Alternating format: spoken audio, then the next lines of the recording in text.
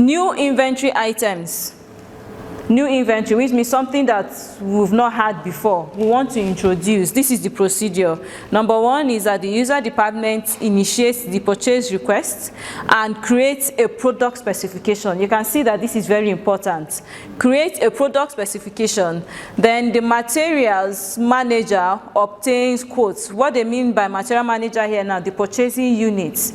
The purchasing department will now obtain the quotes. Then our division head reviews the purchase requests. Now, the division head here now will be the auditor.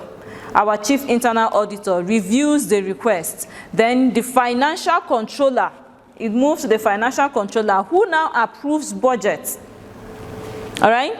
Then it moves to the general manager who approves money.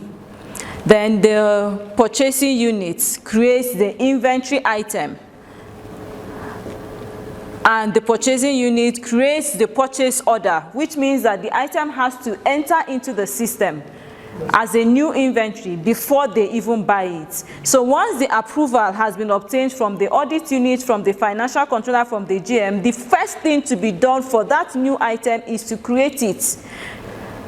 List it first, before we can now even raise the purchase order.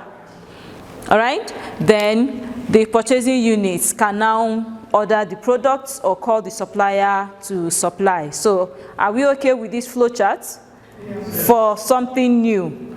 So the user department will raise the request, but it does not end there. It doesn't end as raising the request, we need this and off we go to the market. No, you're raising the request, you're giving us the exact specifications, and all these procedures will be obtained. Let's see the flow chart for non-inventory items. What is an example of a non-inventory item? Deep freezer. Is deep freezer an inventory item? No. Because we don't expect to be buying deep freezer as if we are buying tomatoes.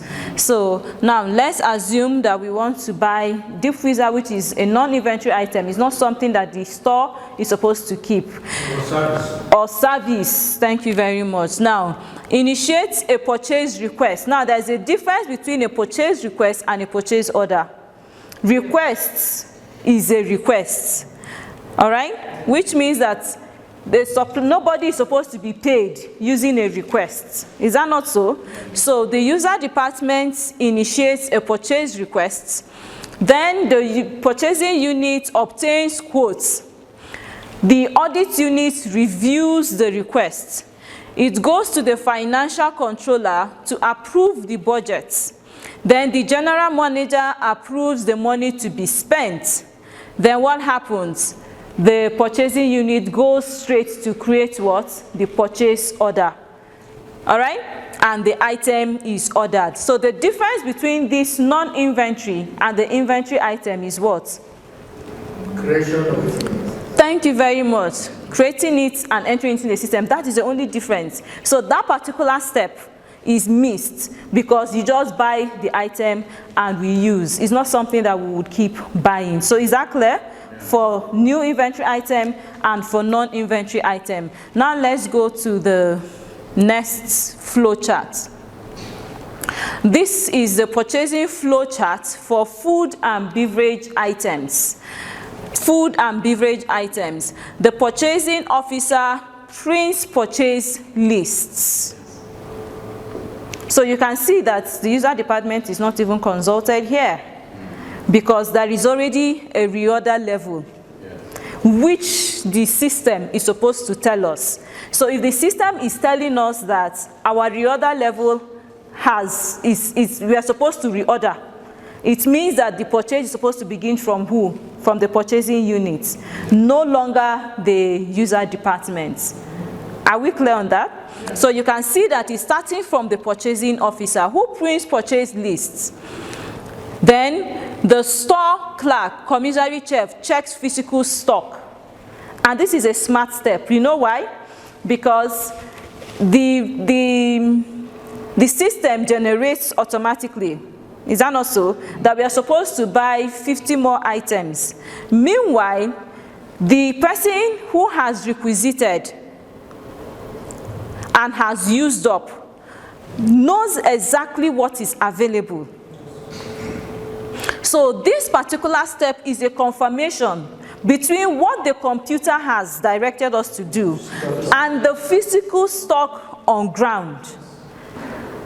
Because if we ignore that particular stage and just follow the reorder level, we may overbuy. Yes. I don't know if you understand. We may overbuy the items. And if we don't even consult the physical stock, there might be changes that we still need to put into consideration. Now, the reorder level says buy this, but there might still be some changes. So the purchasing unit, yes, prints the purchase list, but they will still check with the store what is remaining in the store and what is remaining in the user department. Are we seeing that? Then the purchase, based on that, you now determine what will be purchased. Then the purchasing officer calls supplier for prices. You can see they call suppliers for prices. Then purchasing officer enters order into computer. Purchasing officer calls supplier and places orders. Then the purchasing officer prints purchase lists, purchase orders, and passes them to receiving office. So this is for those items that we use every day. No need of disturbing the user department. What are you buying? What are you buying? There is actually no need. So even all these delays and confusion, it is not the user department. It is our reorder level and our purchasing system. So you can see now that our own purchasing actually starts from the second level. That is why we've been having a lot of confusion. It starts from the second level, and that's not what it's supposed to be. It should start from the purchasing unit. They are the ones to initiate for those items that have already been entered into the system that we are always using. So first and foremost is we establish the reorder level. Based on the reorder level, they print what they are supposed to buy. Then they check with store, check with the user department to know if there is need for adjustment. This reorder level, should we increase or should we reduce? And once that is established, you call suppliers because prices change. You call suppliers. Is that not so? Which means that you're supposed to have supplier 1, supplier 2, supplier 3. You call them. So you do some work at home first before you eventually call for them to order. So is this flowchart achievable? Yes.